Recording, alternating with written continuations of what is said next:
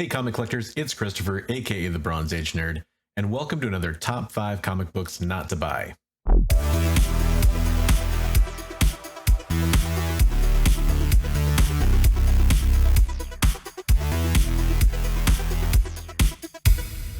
This is the show where I take a look at all those hot lists, the Key Collector Trending 20, CBSI Hot 10, Cover Price type Top 10, all those spec lists are out there on YouTube, all that kind of stuff. And I kind of distill it down to the top comic books that personally I'm not buying this week. Now you can do whatever you want with your money. This is just the ones that I think are probably the biggest misses on those lists, in my personal opinion. First up on this list is going to be Batman The Long Halloween Part 1. This is a promo comic that is being released as a special edition. This list is being given out to customers that go see The Batman in theaters now in IMAX. And I've seen these comic books before. They pop up on lists because they're going to be hard to find. But ultimately, there's just no real value to these comic books long term, even if they are rare, because they're usually reprints or nothing key happens in them. And that's why this comic book is going to land on the number 5 spot on my top 5 not to buy. Okay, at the 4 and 3 spots this week, we have a couple ratios, 1 in 25 ratios. It seems like 1 in 25 ratios are popping up more and more. Number 4 spot, we're going to talk about Catwoman 40. I don't know how to pronounce her name, but I'm going to go with Sozomika. So that's just what I'm going to call it. I'm sorry if that's wrong. Sozomika's variant for Catwoman 40. Now, I absolutely loved Sozomika's Catwoman 39. 1 in 25 cover. I think it was a fantastic cover. This one, though, even though it's still really good, I just don't see it having the same kind of, frankly, sex appeal that 39 had to keep it kind of going for a long time. 39 was also a key. It's the first appearance of Valamont. I don't believe 40 is. So I just don't think this one's going to hang for a very long time. It also never reached the same heights that one did. That one, I think it was going for like 125, 140 at one point. This one I see going for about 45, 50. So I just don't think it's going to hang that long. And I think you're going to be able to pick this one up cheaper later down the road. And in the number 3 spot, we have another 1 in 25 variant. And it's also another 1 in 25 DC variant. This one is Deathstroke Inc. 1 in 25, the Alex Garner variant. I really get this variant being a hot cover. The way that Garner drew Black Canary on this cover, there's just something about it that definitely is a little unique, a little special. He just nailed that face. In a way that I don't think I've seen her drawn before. I think that's a really good interpretation of that character. However, this is a DC ratio variant. I don't believe there's anything key in this issue as well. So what's going to make it stay hot? I mean, sure, there's a lot of people that collect hot covers, but at a certain point, I think this is going to dip from where it's at right now. If you want to pick it up, you're probably going to do better picking up 3 months, 6 months, a year down the road. Some ratios do kind of stay in the zeitgeist. People still go after them. They still collect them, even though they were a hot cover of the week kind of thing later down the road. That could always happen, but the odds are that it's not going to happen to this cover. You can safely play the odds here, I think, and just kind of trust that you'll be able to get this cover cheaper later on. If you're kind of wondering, these ratios, why do I always harp on them? And it's not that I hate every ratio. I think ratios for keys are really a good investment, generally speaking. If it's a key that ends up being desirable, they're a good investment. But here's what I would say. If you had $50 to go spend on a couple comic books or as many comic books as you wanted, would you rather buy this or would you rather buy a first appearance of a Star Wars character or something? What's going to have more value long term? All right, so let's talk about the number 2 book on the list, and that is Secret Avengers number 1. This is the issue where you get a new team appearance of the Secret Avengers, and Moon Knight joins that team. Now, there's some speculation based on what one of the showrunners for Moon Knight for the Disney Plus series is saying about Moon Knight.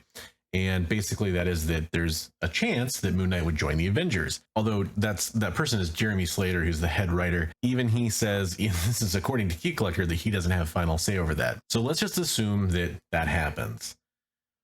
Why would this book heat up? Because as everybody knows, Moon Knight originally joins the West Coast Avengers, which is kind of like this thing that comes up in one of the Moon Knight runs about how Moon Knight, is kind of irritated that Hawkeye has him join the West Coast Avengers instead of the real Avengers, kind of like, let's send the Moon guy who dresses in all white out to LA kind of a thing. It's pretty funny.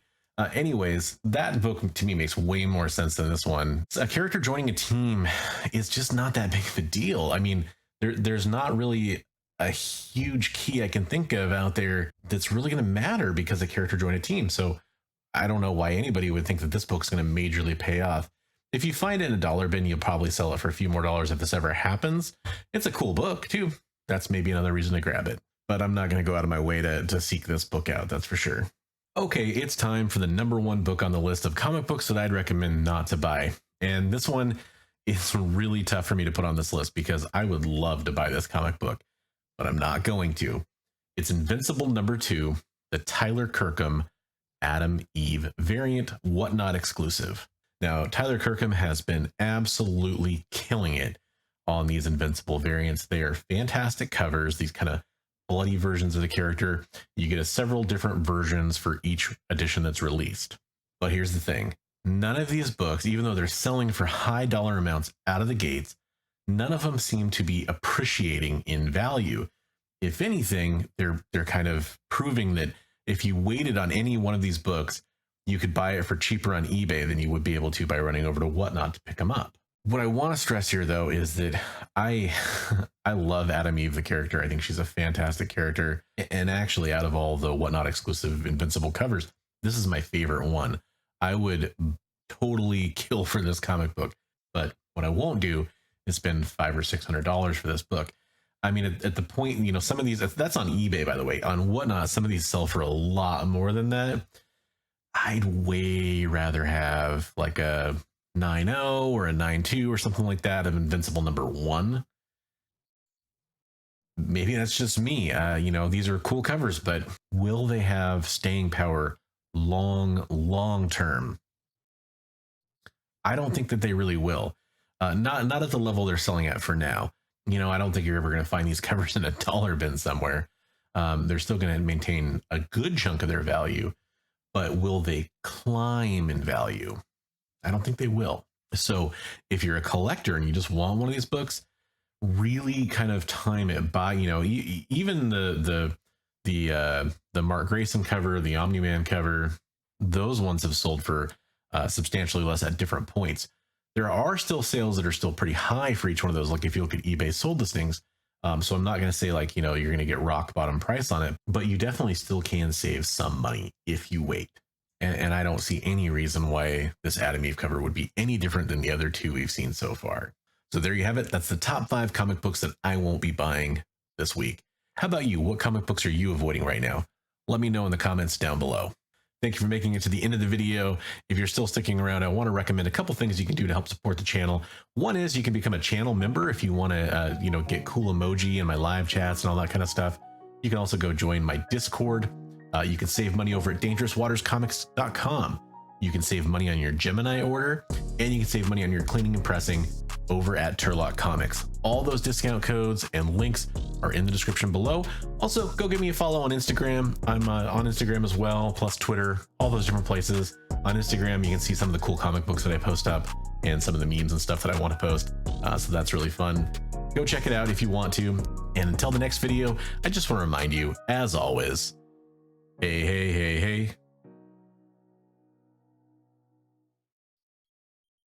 Read comics every day.